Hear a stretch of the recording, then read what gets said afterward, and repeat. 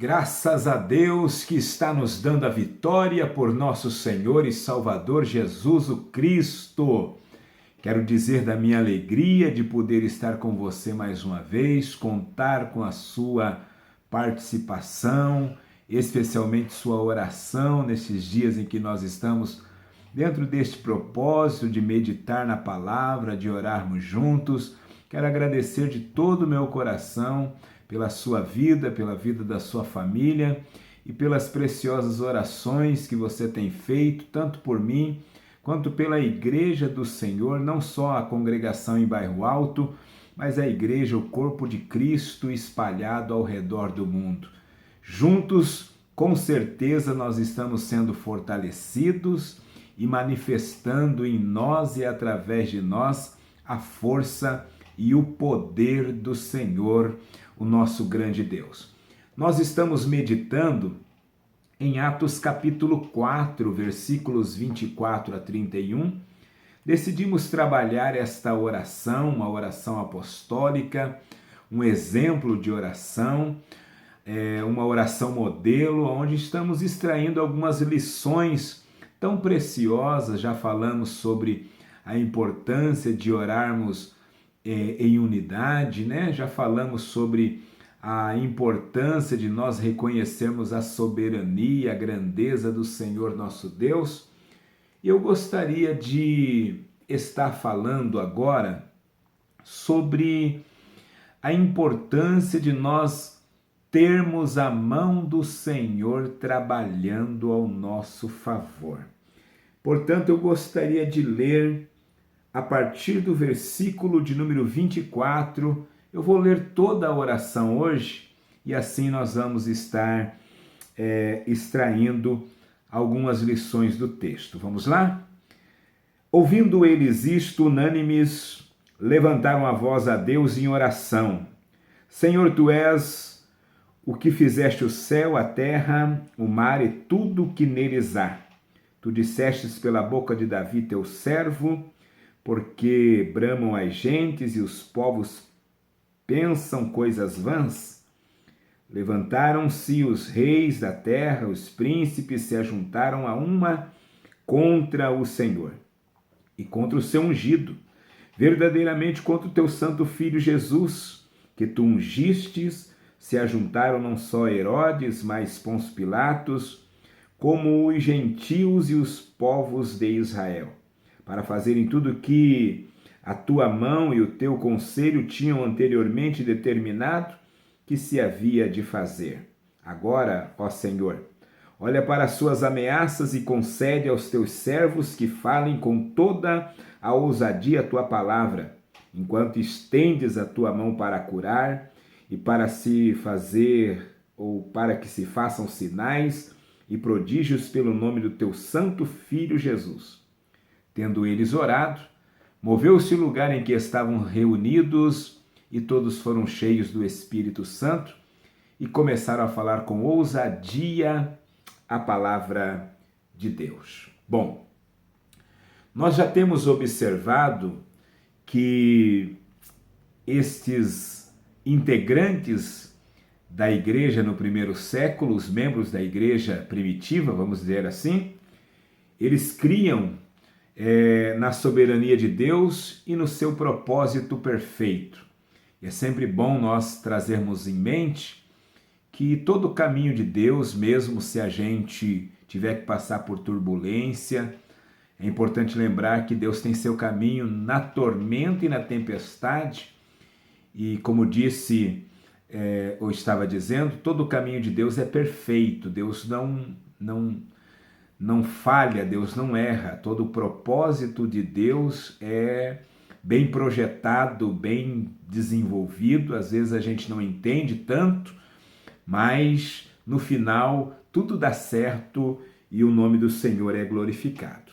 Mas o que eu acho interessante é que esses irmãos da igreja primitiva nos ensinam que é importante a gente crer na soberania de Deus, mas não podemos permitir que a nossa fé na soberania de Deus venha a anular a nossa responsabilidade. Você pode perceber que eles compreendem que havia um propósito já estabelecido por Deus dentro da sua soberania, mas eles estão fazendo a sua parte, eles estão em oração, eles estão clamando, eles estão buscando. Veja que eles estão dando testemunho do Senhor Jesus.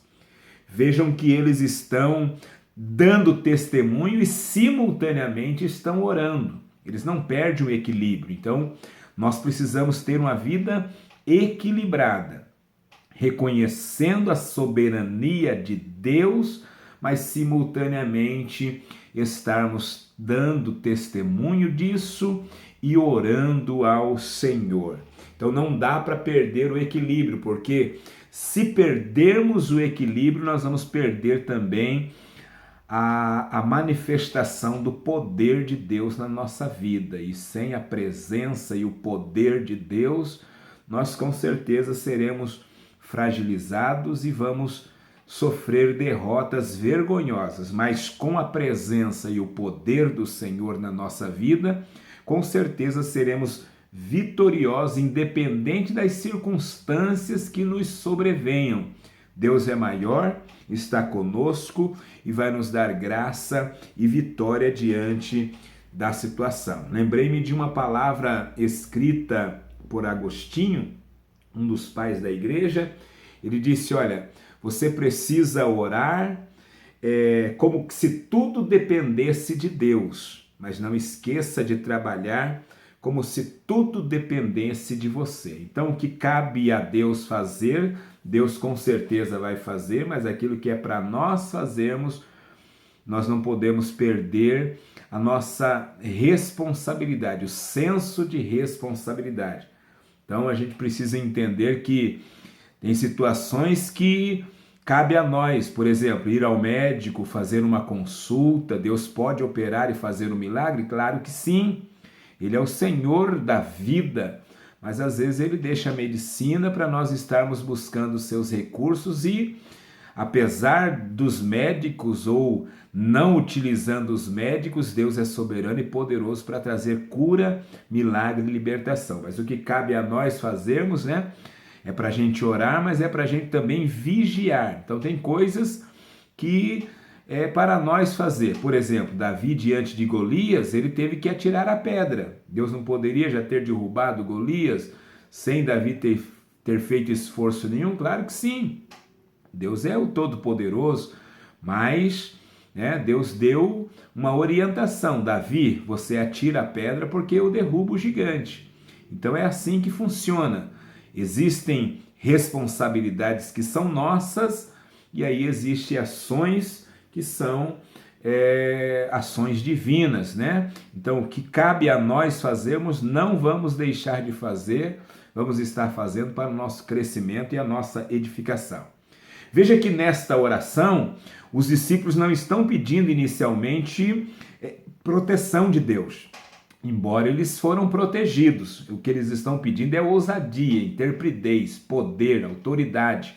Eles estão pedindo a manifestação do sobrenatural de Deus. Veja que eles não estão fazendo uma oração semelhante àquela oração que eles fizeram em Lucas capítulo 9, versículo 51, quando os samaritanos rejeitaram Jesus. Eles queriam que fogo descesse do céu e o Senhor consumisse todos os samaritanos. Veja que agora aqui eles não estão orando pedindo para que fogo descesse do céu. O que eles estão pedindo é poder do céu para que eles preguem a palavra, curem os enfermos, pois eles estão entendendo e compreendendo acerca da importância de se estar exercendo a vida cristã, honrando o nome de Jesus, pois eles estão enquadrados naquele texto que Jesus lhes havia dito já em Mateus capítulo 5, a partir do versículo 10, Jesus diz que seremos bem-aventurados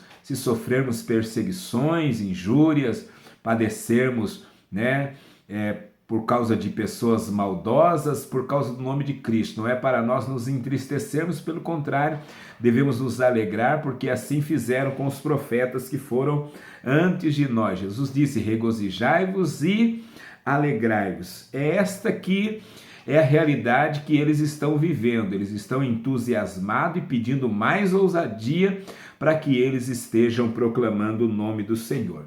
Agora, olha que interessante. A ênfase que nós temos nos versículos 28 e 30 está sendo na poderosa mão de Deus que está trabalhando a favor deles. Veja, não é a mão humana trabalhando para Deus, não é o que eu faço para Deus. Não estou orando e não devo orar dizendo: Senhor, veja todo o meu esforço, veja todo o meu trabalho, veja todo o meu empenho, veja, Senhor, fui eu que construí, fui eu que fiz, fui eu que... Não é nada disso. Não é a mão humana trabalhando na obra de Deus, mas é Deus agindo em favor dos humanos que estão no serviço do Senhor. Então, é importante nós estarmos em oração, porque quando nós estamos em oração, e a oração da fé, ela vai liberar o poder de Deus, e a mão de Deus vai operar ao nosso favor. Basta você orar com fé. Bom, é importante nós considerarmos, olha só o versículo de número 30, enquanto estendes a tua mão para curar. Deixa eu ficar nessa frase aqui, tá? Porque o tempo ele passa muito rapidamente. Então veja só essa expressão, enquanto estendes a tua mão, estendes a tua mão. Aí eu me lembro de Isaías 59, a Bíblia diz que a mão do Senhor não está encolhida. Se ela não está encolhida é porque ela está estendida. E eu anotei algumas referências bíblicas e gostaria de compartilhar com você, aonde a mão de Deus se estendeu, se manifestou, trouxe benefício ao seu povo em épocas e circunstâncias de necessidade. Vou começar com o segundo livro das Crônicas, capítulo 30, versículo de número 12. A Bíblia diz que em Judá a mão de Deus esteve com o seu povo. Vou usar apenas esta frase. E em Judá a mão de Deus esteve com o seu povo. Eu quero profetizar, declarar, ministrar sobre a sua vida, independente da cidade aonde você esteja me assistindo, me acompanhando. Se você está como eu, na Grande Curitiba ou em qualquer região metropolitana da Grande Curitiba, não sei.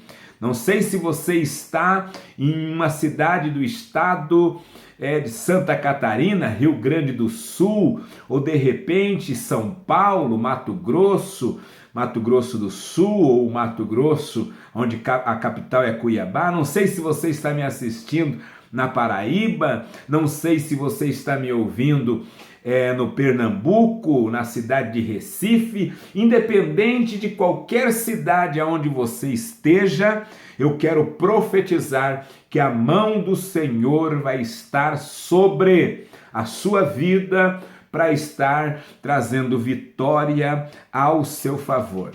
Esdras, capítulo de número 7, versículo 9, é um outro texto que eu gostaria de deixar para a sua reflexão, meditação e edificação. A Bíblia diz que segundo a boa mão do Deus dos céus, o Senhor Deus que Esdras serviu e que eu e você estamos servindo. A Bíblia diz que a boa mão de Deus esteve sobre ele.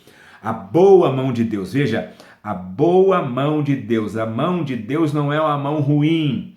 Ruim é a mão do diabo que veio roubar, matar e destruir. Mas a mão de Deus é uma mão abençoadora, benéfica, benevolente. É uma mão que vai abençoar você, está sobre a sua vida, está sobre a tua casa, sobre o teu comércio, sobre os teus negócios. Eu quero orar por você no final, para que a boa mão de Deus te abençoe de um modo muito especial. E você vai sentir esta boa mão. E se porventura a mão maligna, a mão do diabo, a mão de alguém possuído por Satanás, tocou em você para lhe fazer mal, para lhe entristecer, para lhe machucar, para lhe ferir, para lhe ameaçar, a mão do Senhor vai abater toda a força contrária, toda obra negativa contra a sua vida, e você vai ver a boa mão de Deus contribuindo para o seu bem. Neemias capítulo 2, versículo de número 18, Neemias fez uma declaração dizendo: a mão do meu Deus me fora favorável. Você sabe que Neemias teve um grande desafio na sua vida de reconstruir os muros de Jerusalém. Então, Deus colocou no seu coração, depois de 120 dias de intensa oração, Deus lhe deu a oportunidade de estar conversando com o rei Astarxerxes, e a Bíblia diz que ele então teve sabedoria para saber o que pedir, quando pedir e para que pedir os recursos necessários para a reconstrução da cidade de Jerusalém.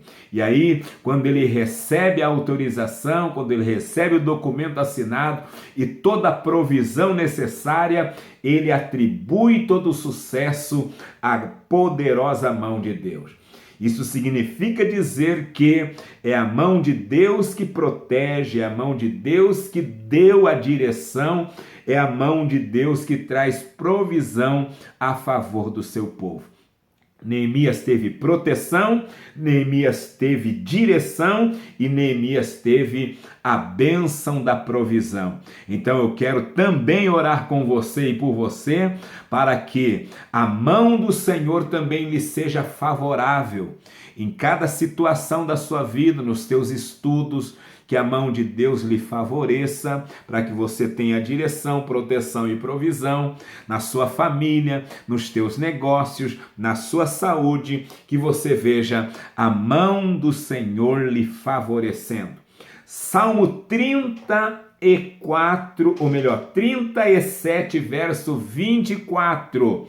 O salmista está falando de um homem bom, e a Bíblia diz que os passos de um homem bom são confirmados pelo Senhor, né? 37 e 23 dos Salmos. E aí no verso 24 o poeta vai dizer: ainda que caia este homem bom, eu sei que eu devo estar falando com alguém que é uma pessoa de coração bom, um homem de coração bom, uma mulher de coração bom, e de repente você teve alguma falha, algum deslize, alguma fraqueza, algum fracasso. Quem sabe você se sente debilitado. Quem sabe alguma situação te nocauteou e você está sofrendo uma série de fragilidades, de consequências, porque tem vindo uma situação atrás da outra e você está um tanto que prostrado. Mas o texto diz: ainda que caia, não ficará prostrado. Você não vai ficar no chão, você não vai ficar na lona, pois a Bíblia diz que o Senhor o sustém com a sua mão. Sabe o que é sustentar no original? Deixa eu ajudar você a entender. Isaías 41:10, o Senhor faz uma promessa e traz uma palavra de encorajamento, dizendo: não temas, pois eu sou contigo, não te assombres, pois eu sou o teu Deus. Aí vem uma promessa: eu te fortaleço, eu te ajudo e eu te sustento. Veja, promessa de força, promessa de ajuda e promessa de sustentação. A palavra sustentar ali, de acordo com o original, é como se Deus estivesse se agarrando em você, ou agarrando você, abraçando você, para manter você de pé. O vento pode ser contrário, o inimigo sujo pode vir com grande fúria para tentar te empurrar, te nocautear, te dar um golpe forte, mas o Senhor vai se agarrar em você.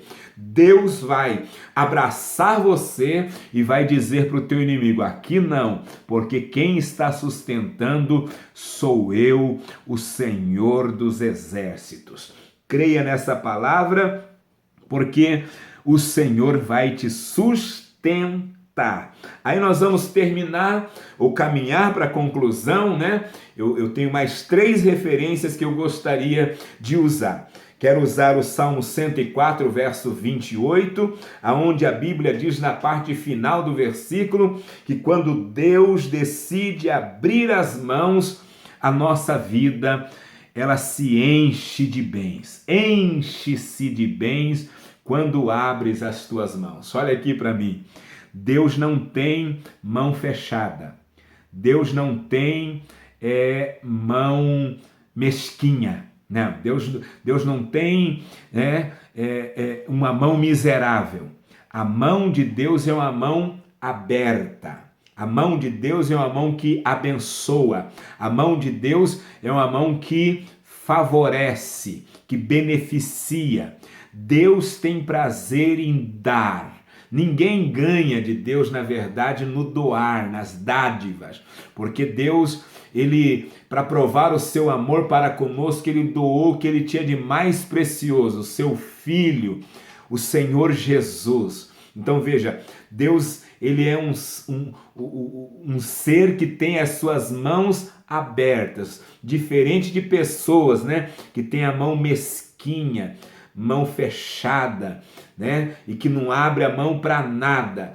O texto está dizendo que Deus tem a sua mão aberta e a mão de Deus está aberta para te abençoar. Deixa eu ficar aqui com as minhas mãos abertas, porque assim eu ilustro melhor o que eu estou profetizando. As mãos do Senhor estão abertas para abençoar você, para encher você de bênçãos, para encher você de bens. Por isso que Tiago 1,17, a Bíblia diz que toda boa dádiva e todo dom perfeito vem do alto, do Pai das luzes, em quem não há sombra nem mudança de variação.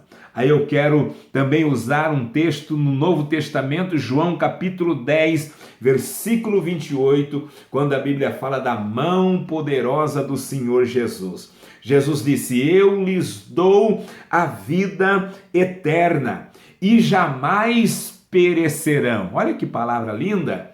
Jesus está dizendo: estou te dando o maior e melhor presente que um ser vivente pode receber.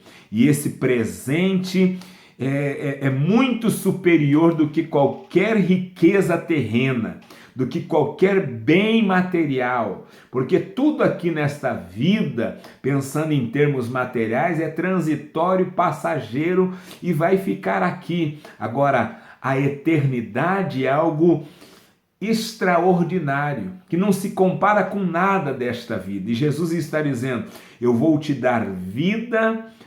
É mais do que a vida abundante, é mais do que qualidade de vida. Ele está dizendo: eu vou te dar uma vida que jamais vai perecer. Ela não vai se findar, é a eternidade. Então a eternidade não se calcula, não tem como, a nossa mente humana é muito frágil para entender a eternidade.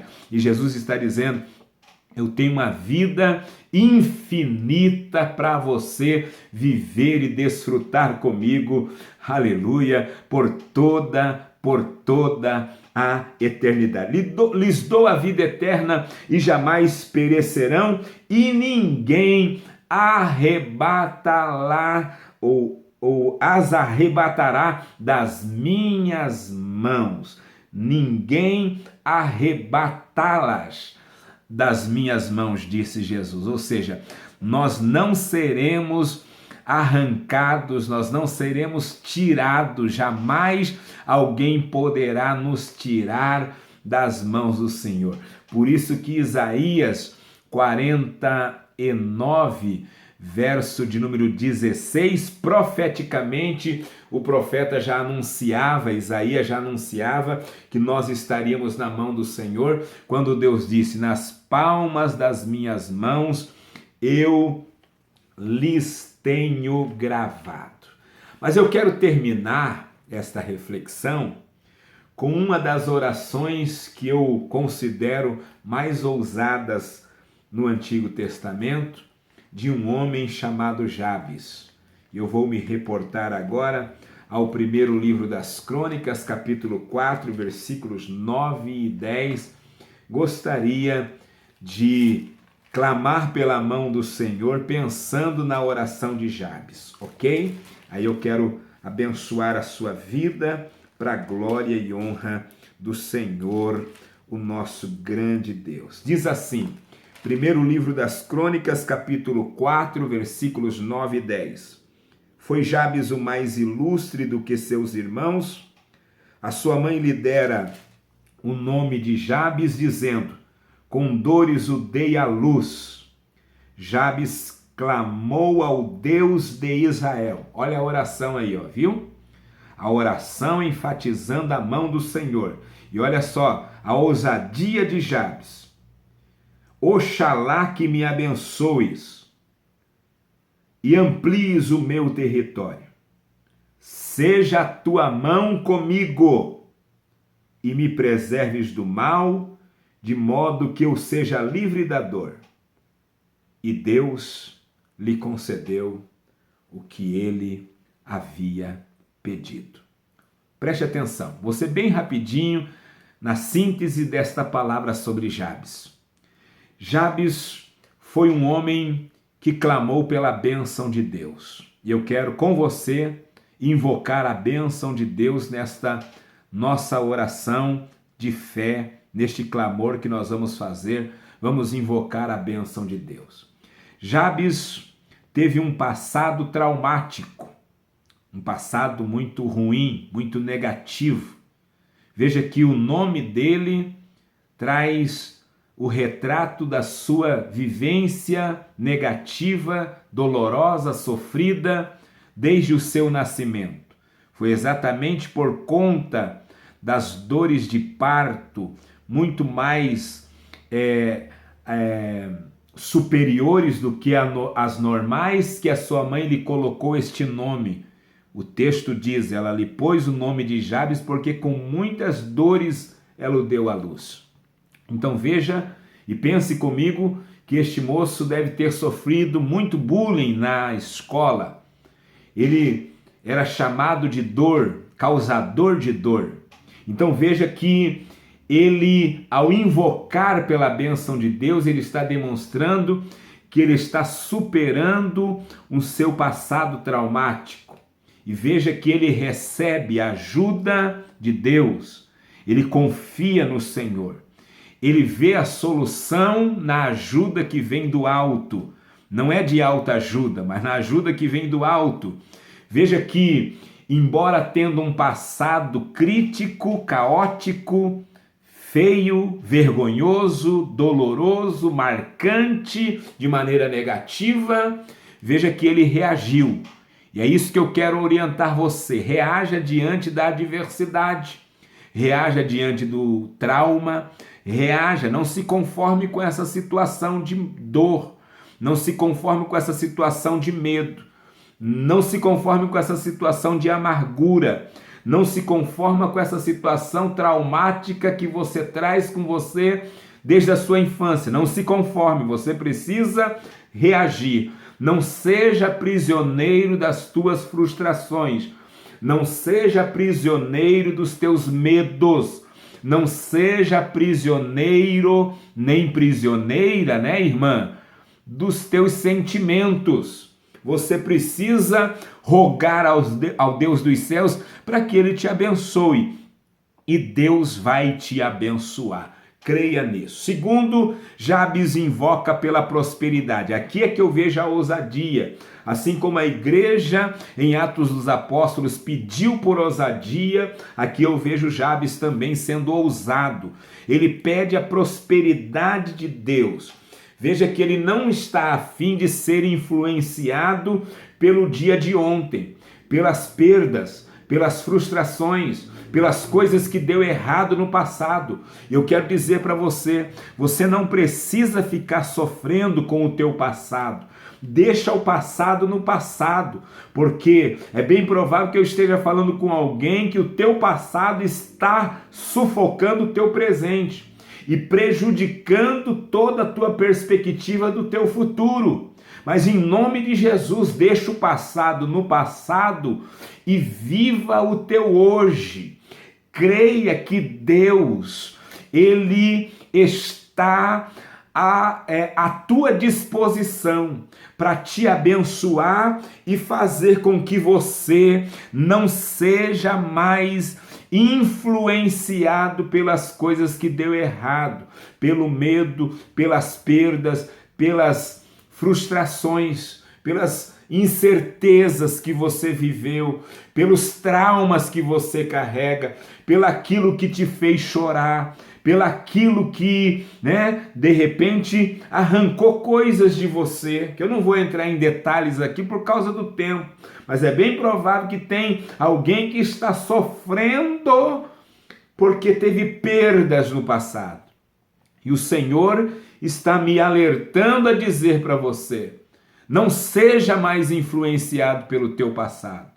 Faça como José e creia que Deus é aquele que vai fazer você esquecer do teu passado de frustração, porque José, ele quando recebeu a bênção de ter um filho, ele colocou o nome de Manassés, dizendo: Deus me fez esquecer do sofrimento da casa dos meus pais, da inveja que eu sofri, da traição que eu sofri dos meus irmãos. Então, em nome de Jesus, eu sei que dói, uma traição dói, eu sei que uma perda dói, e eu sei que a dificuldade vem.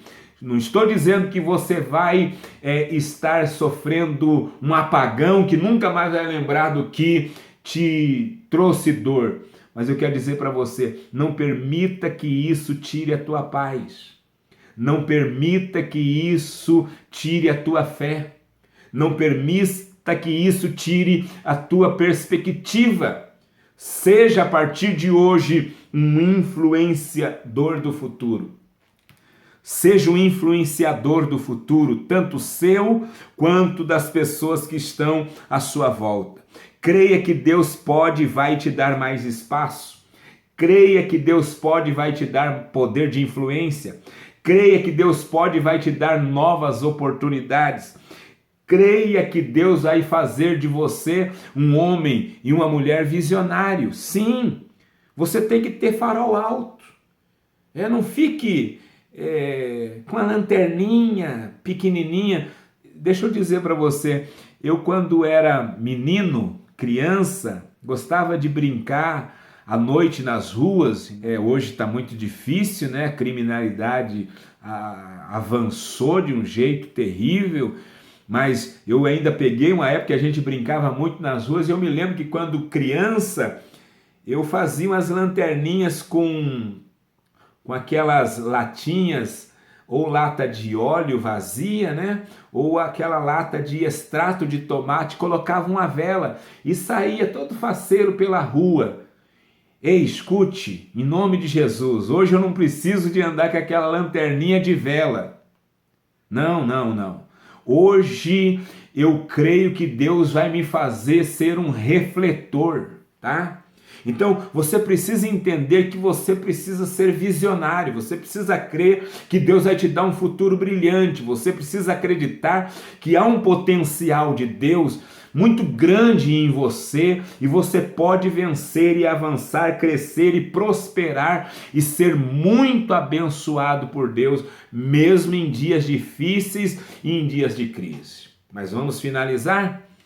Olha só que Jabes disse assim: seja a tua mão comigo. Aqui está o cerne desta oração, da ênfase que nós estamos dando, desde Atos 4, 28 e 30, a Jabes, a 1 Crônicas, capítulo 4, versículo 10, onde fala da oração de Jabes, onde ele diz: seja a tua mão comigo. Veja, ele não está se contentando em ampliações de território.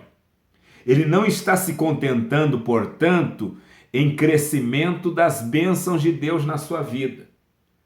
Ele quer mais.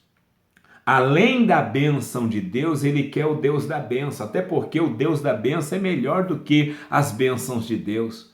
Tem gente que se contenta só com as bênçãos de Deus. Mas eu quero dizer para você, muito melhor do que as bênçãos de Deus é o Deus da bênção.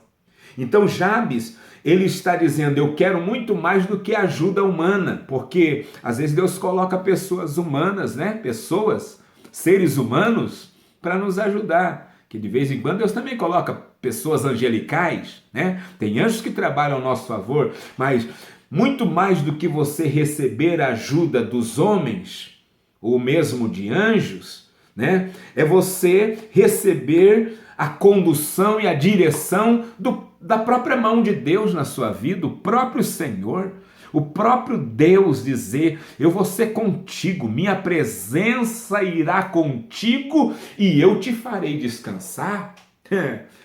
Você sabe que nesse texto de Êxodo 33:14 que eu acabei de citar, o Senhor tinha dito num primeiro momento que mandaria um anjo acompanhar Moisés, mas Moisés disse assim, não, eu quero a tua presença. Foi por isso que Deus disse, minha presença. Então veja que a presença de Deus é melhor do que presença de homens, presença de anjos.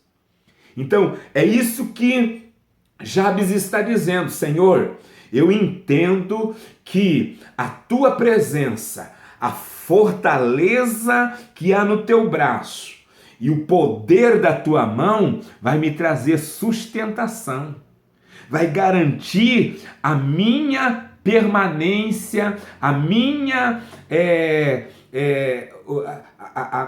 vitória em si, ou seja, eu vou ter a garantia de uma vida vitoriosa. E para finalizar, ele invoca pela proteção de Deus. Veja, presença que protege. Seja a tua mão comigo, de sorte que eu seja livre da dor e do mal eu não seja aflito. Então o que ele está pedindo? Ele está pedindo a presença que protege. Ele entende que a nossa vida, a vida humana, ela é cheia de perigos. Ele entende que ele não está dentro de uma estufa espiritual. Ele entende que ele não está blindado, porque crente não é blindado. Nós não estamos numa redoma de vidro. É importante nós entendermos que nós estamos cercados de perigo. E quantos perigos se nós não estamos cercados nesses dias? Olha esse vírus, olha essa pandemia, olha quanta coisa ruim. Olha quantas pessoas perversas que nós vemos os noticiários denunciando marginalidade, a criminalidade do ser humano, que não tem Deus no coração, que perdeu o temor do Senhor. E quantas vezes dentro de famílias, consideradas famílias, boas, mas que há maldade por causa de um coração que se rebela, de um coração infiel. E então veja que ele está dizendo, Senhor, eu quero a tua proteção dos inimigos que estão ao meu redor, dos inimigos que estão do lado de fora e os temores que eu tenho aqui do lado de dentro do meu coração. É isso que eu gostaria que você compreendesse, que nós vamos nesta oração invocar para que a mão de Deus esteja garantindo ao nosso favor essa proteção, a proteção do diabo, proteção dos principados e potestades, das forças espirituais da maldade, proteção do espírito da enfermidade, do espírito do medo, proteção de obras de magia, de macumba, de feitiçaria, proteção de obras da carne e proteção de temores, que muitas das vezes nós nos sentimos inseguros, incertos, e nós precisamos dessa proteção de Deus. Então, em nome de Jesus de Nazaré, eu quero declarar sobre a sua vida que o diabo, os temores que está dentro de você, não vai te deixar prisioneiro no calabouço, no poço do medo, na cisterna do medo. Em nome de Jesus, você vai ser protegido, guardado, amparado, sustentado, fortalecido, guiado, conduzido pela mão do Senhor Deus, o Todo-Poderoso. Amém? Vamos orar? Vamos clamar por esta bênção de Deus? Veja que eles disseram: enquanto estendes a tua mão para curar, fazer sinais e fazer prodígios. E a Bíblia diz que, tendo eles orado, moveu-se o lugar, todos foram cheios do Espírito e com ousadia falavam a palavra de Deus. Pai, eu quero te agradecer. Eu quero te louvar por esta oportunidade honrosa de poder estar orando mais uma vez com meu irmão e com minha irmã. Enfatizamos agora nesta oração bíblica, nesta oração apostólica, o poder da tua mão. Eu disse aqui, Senhor, que a tua mão não está encolhida, e esta é uma verdade, pois a Escritura me assegura que a tua mão está estendida a favor do teu povo. Por isso eu creio que a tua mão vai estar sobre nós para nos abençoar. Eu creio que a tua mão é uma mão boa que esteve sobre a vida de Esdras, esteve contribuindo e favorecendo Neemias, esteve sustentando o poeta no Salmo 37, abençoando, a ponto de Davi dizer, no verso 25, da sua experiência, do cuidado de Deus ao seu favor. E ele disse: eu fui moço, mas agora sou velho, nunca vi um justo nem a sua descendência mendigar o pão, porque o Senhor acompanha os passos do homem bom e sustenta a vida do mesmo se às vezes há algum tropeço e algum deslize. O Senhor é aquele que nos fortalece, é aquele que nos ajuda e aquele que nos sustenta. Eu sei que o vento está soprando de modo contrário para o nosso bem-estar, querendo afundar o nosso barco, mas a tua mão vai fazer este vento cessar, vai deter a força da tempestade e vai nos proteger para a glória e louvor do nome do Senhor. Estenda a tua mão, Senhor, para trazer proteção e segurança. Estenda a tua mão, Senhor, para liberar as tuas bênçãos. Estenda a tua mão para curar, repreender o mal, repreender a dor, repreender o medo, repreender a tormenta. Detenha pelo poder da tua mão todo ataque e dardos inflamados do maligno. Detenha. Como Isaías 49, a Bíblia diz no verso de número 2 que a sombra da tua mão, aleluia, ela serviu de proteção para o servo do Senhor. Então proteja através da sombra da tua mão que está estendida do alto céu. E eu tenho certeza que está fazendo sombra para esta família, fazendo sombra para esta casa. Por isso eu quero declarar que este teu filho, esta tua filha, esta família está no esconderijo do Altíssimo, na sombra do Onipotente, na sombra da mão onipotente de Deus haverá descanso, na sombra onipotente da mão de Deus haverá alívio, haverá proteção e livramento. 1000 cairão ao lado, 10.000 à direita, mas teu servo, tua serva não será atingido. Nenhum mal sucederá, nenhuma praga vai chegar nesta casa. Dá o teu livramento, meu Senhor, dá o teu livramento, meu Senhor. Seja a tua presença com o teu servo, seja a tua presença com a tua serva. Ah, Senhor, traz visões. O profeta Joel, Ele profetizou que o Senhor vai nos dar visões. Jovens terão visões, os velhos sonharão sonhos.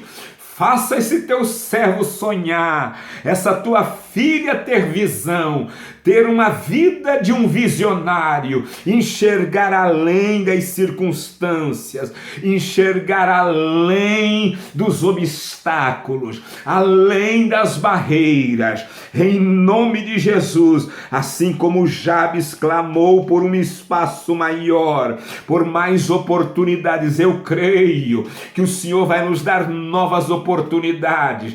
Eu sei que o Senhor vai fazer além, pois a Bíblia diz que o Senhor é poderoso para fazer tudo, muito mais, além, abundantemente daquilo que pedimos ou pensamos, segundo o poder que em nós opera. Oh glória a Deus! Aleluia! Oramai alabarachandarabagai. Servo de Deus, serva de Deus, creia que Deus está operando. Creia que a mão do Senhor está sobre ti. Creia que a mão do Senhor é contigo para te livrar. Não tenha medo. Não tenha medo dos adversários, não tenha medo das ameaças dos concorrentes, não tenha medo das ameaças das pessoas usadas pelo maligno, não tenha medo das ameaças pelas circunstâncias e adversidades da vida, porque com eles está o braço de carne, mas contigo está a poderosa mão de Deus. Creia, porque aonde a mão de Deus age, o braço de Senaqueribe é destruído, quebrado, aniquilado, derrotado e ferido para a glória de Deus. Recebe essa palavra profética e creia que Deus está concedendo a tua petição. Pois a Bíblia diz que na oração de Jabes, Deus lhe concedeu o que ele havia pedido. Deus está concedendo o pedido do teu coração, o desejo da tua alma. Assim como a igreja que orou em Atos 4, e a Bíblia diz que ela recebeu ousadia, o lugar tremeu, Deus está fazendo tremer o mundo natural, o mundo físico e o mundo espiritual ao nosso favor.